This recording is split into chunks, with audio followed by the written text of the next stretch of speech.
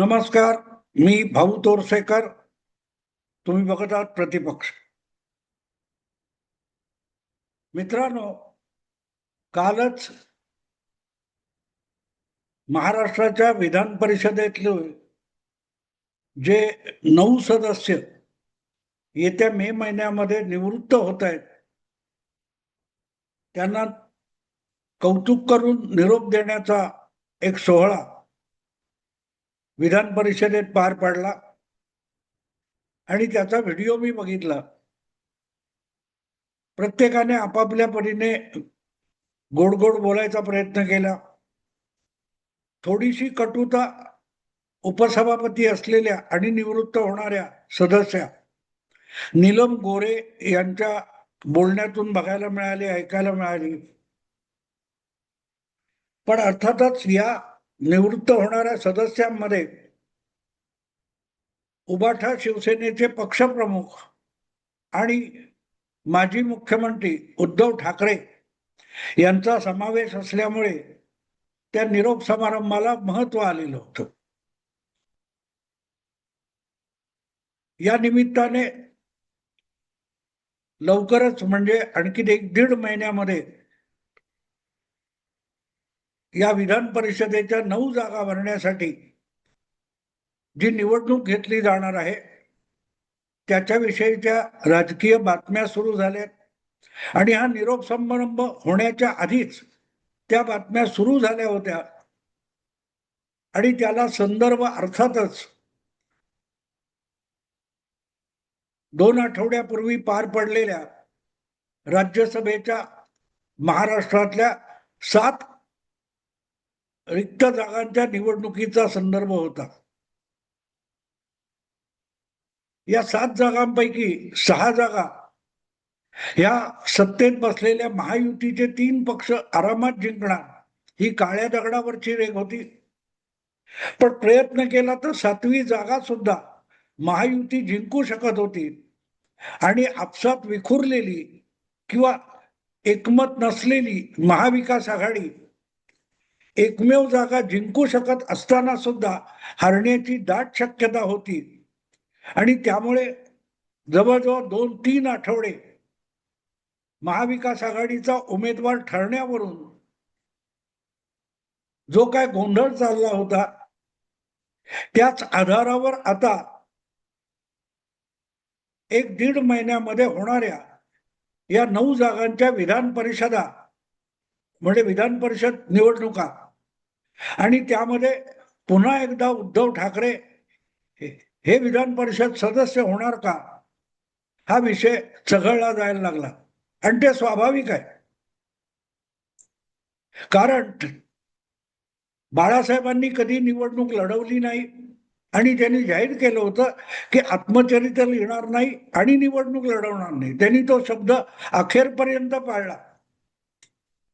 पण सत्ता पदाच्या मोहात पडलेले उद्धव ठाकरे हे इतके फरफटत गेले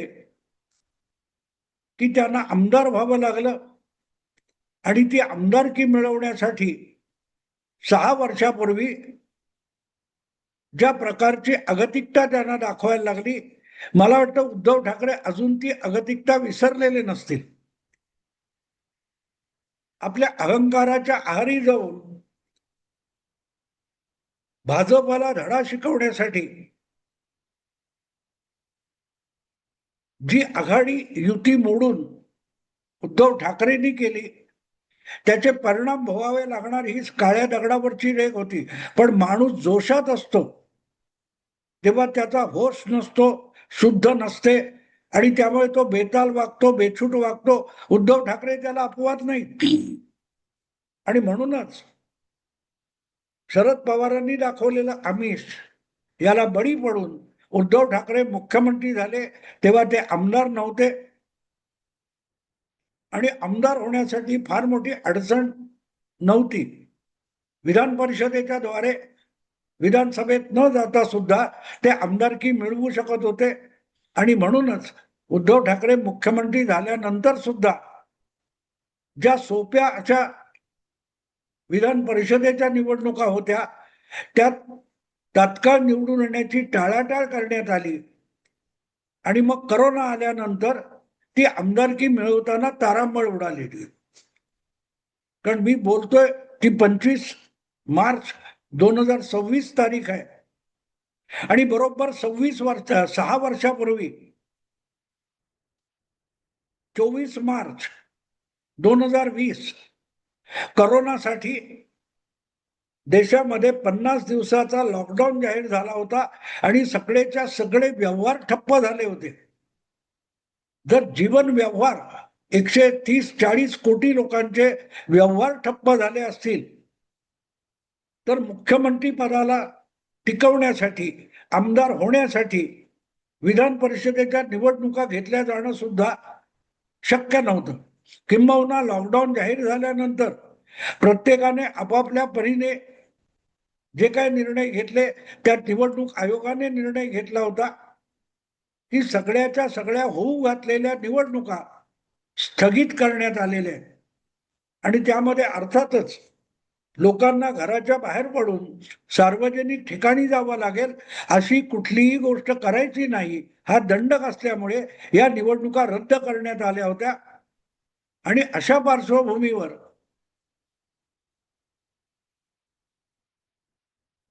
उद्धव ठाकरे यांच्या मुख्यमंत्री पदाच्या शपथविधीनंतरचे 6 महिने पूर्ण होण्याआधी घटनेनुसार, कायद्यानुसार, नियमानुसार त्यांना आमदार होणं अगत्याचं असल्यामुळे ती निवडणूक अगत्याची आणि आवश्यक झालेली होती. आता या सगळ्या गडबडीमध्ये निवडणुकाच होणार नसतील तर करायचं काय, म्हणून एक पळवाट शोधण्यात आली होती. उपमुख्यमंत्री अजितदादा यांच्या अध्यक्षतेखाली मंत्रिमंडळाची बैठक झाली आणि राज्यपालांकडे एक प्रस्ताव पाठवण्यात आला की विधान परिषदेच्या राज्यपाल नियुक्त अशा 4 जागा रिक्त आहेत, त्यापैकी एका जागी उद्धव ठाकरे यांची नेमणूक करून टाका. पण सरकारनेच आपल्या मुख्यमंत्र्याला आमदार नेमावं हे अनैतिक आणि अनुचित होईल म्हणून राज्यपाल भगतसिंग कोश्यारी यांनी तो प्रस्ताव नाकारला होता. आणि मग विधानसभेतून विधान परिषदेमध्ये निवडून जाणाऱ्या 9 आमदारांच्या मार्गानेच उद्धव ठाकरेंना जाणं भाग होतं. पण त्या निवडणुका होऊ शकत नव्हत्या, कारण निवडणूक होत सार्वजनिक ठिकाणी आमदारांना मतदान करायला यावं लागलं असतं. अखेरीस उद्धव ठाकरे यांनी पंतप्रधान नरेंद्र मोदी यांना फोन करून विनंती केली की जर असं करता आलं नाही, माझी आमदारकी झाली नाही तर सरकार कोसळेल. आणि म्हणून उद्धव ठाकरेंनी त्यावेळेला तात्कालीन प्रमुख निवडणूक आयुक्त यांना रिक्वेस्ट केली की बाबा ही निवडणूक काही करून घ्या, नाहीतर एक मोठ्या राज्याचं सरकार डगमगेल. प्रमुख निवडणूक आयुक्त अमेरिकेत न्यूयॉर्कला अडकलेले होते, पण त्यांनी दिल्लीतल्या आपल्या सहकाऱ्यांशी फोनवर संपर्क साधून तडजोडीने कुठल्या तरी मार्गाने या निवडणुका उरकण्यासाठी कार्यक्रम जाहीर करायला सांगितलं. आणि अक्षरशः राजकीय तडजोडीतून उद्धव ठाकरेंना आमदारकी मिळालेली होती. 9 जागा होत्या आणि 9 जागांमध्ये 4 जागी भाजप, 2 जागी शिवसेना, 2 जागी राष्ट्रवादी आणि 1 जागी काँग्रेस, अशा फक्त 9 उमेदवारांनी उभं राहायचं आणि मतदानाशिवाय बिनविरोध निवडणूक आणायचे उमेदवार असं ठरलं. आणि उद्धव ठाकरे यांना आमदार करण्यासाठी भाजपला संख्याबळ नसताना सुद्धा किंवा तुटपुंज असताना एक आमदार अधिकचा मिळाला होता, सहजगत्या मिळाला. मला आठवतं त्यावेळेला काँग्रेस पक्ष आणखीन एक जागा लढवायला इच्छुक होता. आपल्या हातात सत्ता आहे आणि आपल्याकडे 6वा उमेदवार महाविकास आघाडीचा निवडून आणण्याला पुरेसं संख्याबळ आहे. थोडे इकड तिकडचे गोळा करून 6वा आमदार निवडून आणता येईल असं काँग्रेसचं म्हणणं होतं आणि काँग्रेस त्यासाठी हट्टी होतं. पण उद्धव ठाकरे यांनी सरळ सरळ दम भरला की जर काँग्रेसला दुसरा उमेदवार उभा करायचा असेल तर जरूर करा, पण मग मी मुख्यमंत्री पदाचा राजीनामा देईन. याचा अर्थ उद्धव ठाकरेंनी अवघ्या 6 महिन्याच्या आत सरकार बरखास्त करून टाकण्याची धमकी दिली आणि ती निवडणूक बिनविरोध झाली होती. उद्धव ठाकरे बिनविरोध आमदार झाले होते आणि ते सरकार टिकलं होतं आणि मतदान होणार नाही हे निवडणूक आयोगाला अन्य मार्गाने कळवण्यात आल्यामुळे ती निवडणूक रोखली गेली होती आणि उद्धव ठाकरे हे आमदार झाले होते. आमदारकी त्यांनी 6 वर्ष टिकवली, चालवली. पण ज्या वेळेला 26 का 28 जून 2022 ते अल्पमतात गेले आणि राजीनामा द्यायच्या वेळाला त्याच्या 2 दिवस आधी त्यांनी मुख्यमंत्र्यांचं निवासस्थान असलेला वर्षा बंगला सोडला. तेव्हा महाराष्ट्राच्या जनतेला थेट संवाद साधताना उद्धव ठाकरे यांनी मुख्यमंत्री पद नको आहे आणि आपण आमदारकीचा सुद्धा राजीनामा देऊ असं घोषित करून टाकलं होतं. पण तो दिला नाही आणि म्हणून ते आतापर्यंत निरोप समारंभापर्यंत आमदार राहिलेले होते. अशा पार्श्वभूमीवर त्यांचं निरोप देताना त्यांना मुख्यमंत्री असलेले देवेंद्र फडणवीस यांनी सगळ्यात उत्तम असं वक्तव्य केलेलं आहे. उद्धव ठाकरे यांच्या राजकारणाविषयी किंवा इतर वर्तनाविषयी काहीही बोलता येईल, पण उद्धव ठाकरे यांचा स्वभाव राजकारणी नाही आणि म्हणून निवडणुकीच्या आणि सत्तेच्या राजकारणात उद्धव ठाकरे ज्या प्रकारे झेपावतात त्यातूनच त्यांचं अधिक नुकसान झालंय. यावर देवेंद्र फडणवीसांनी बोट ठेवलं.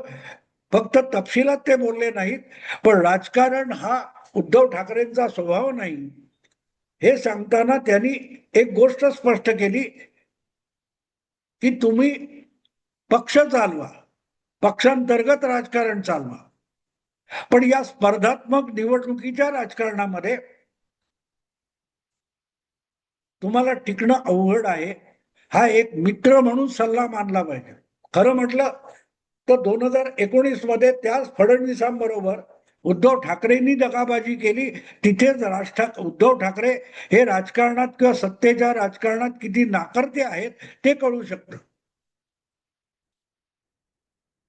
शरद पवारांसारखा विश्वासघातकी माणूस त्याच्यावर विसंबून ज्याच्यावर डोळे झाकून विश्वास ठेवावा अशा देवेंद्र फडणवीस या मित्राला लाथ मारून उद्धव ठाकरे मुख्यमंत्री झाले होते आणि त्यामुळे त्यांना आमदार व्हावं लागलं. अन्यथा तिकीट वाटली तरी उद्धव ठाकरे मुख्य काय ते आमदार किंवा कुठची निवडणूक कधी लढले नव्हते. असो, आताचा मुद्दा इतकाच आहे की या सगळ्या पार्श्वभूमीवर आता जी चर्चा चालू आहे की ते उद्धव ठाकरे हे माजी मुख्यमंत्री आहेत, त्यांनी कारकीर्द गाजवली, खोटं नाटक काही सांगितलं जातं, ते सगळं बाजूला ठेवा. प्रश्न इतकाच आहे की एक आमदार म्हणून उद्धव ठाकरे काय करू शकले. विधान परिषदेमध्ये त्यांनी उत्तम भाषण केलं, काही सूचना केल्या, काही प्रस्ताव आणले, काही प्रश्न विचारले, तर शून्य, खात्यामध्ये शून्य जमा आहे.